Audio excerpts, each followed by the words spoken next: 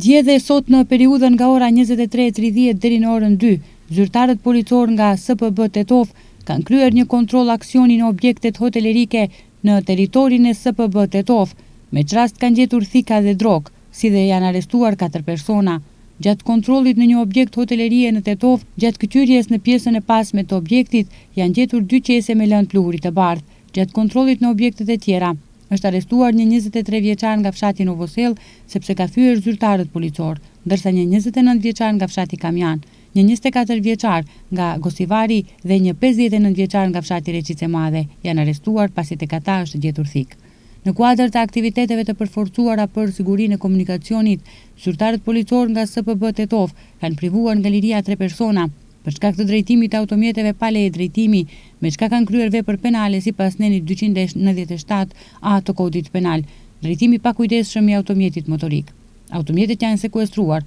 ndërsa pas dokumentimit të rasteve ndaj tyre do të vijojë para shtresë përkatëse.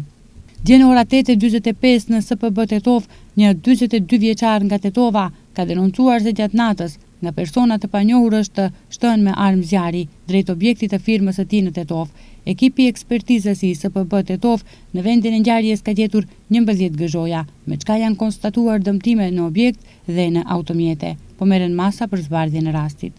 Dje në ora 17:15 në SPB Tetov, një 43 vjeçar nga fshati Poroj ka denoncuar se është mashtruar nga një person i punësuar në një subjekt juridik për transport. Sipas denoncimit, ata kishin rënë dakord që i denoncuarit i transportonte një automjet nga jashtë shtetit për shumën prej 800 frangash, e cila i ishte paguar më 27 qershor 2026, por automjeti nuk i ishte dorëzuar, po merren masa për zbardhjen e rastit. Dje në ora 8:50 në SPB Tetov është denoncuar se në udhëkryqin në rrugën i Lindenit me rrugën Blagojatovska në Tetov ka ndodhur një aksident komunikacioni midis automjetit të udhëtarëve Opel Zafira me targat Tetovës i drejtuar nga një 60 vjeçar nga Tetova dhe një monopedi elektrik i drejtuar nga një 15 vjeçar nga Tetova. Pas aksidentit, drejtuesi i monopedit është dërguar në spitalin klinik të Tetovës, ku janë konstatuar lëndime të rënda trupore. Dje në ora 22 në SPB Tetov është denoncuar se në rrugën rajonale për në fshatin Trebosh ka ndodhur një aksident komunikacioni,